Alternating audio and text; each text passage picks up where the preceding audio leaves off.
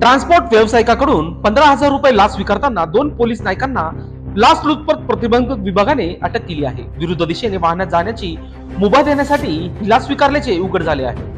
याबाबत माहिती अशी, महामार्ग पोलीस केंद्र घोटी येथील कैलास रामदास गोरे व संतोष उत्तम माळोदे हे ट्रान्सपोर्ट व्यावसायिकाकडून कंटेनरला कसारा घाटातून इगतपुरी विरुद्ध दिशेने जाण्याची मुभा देऊन घाट पार करण्याच्या मोबदल्यात ही लाच घेतल्याचे निष्पन्न झाले आहे.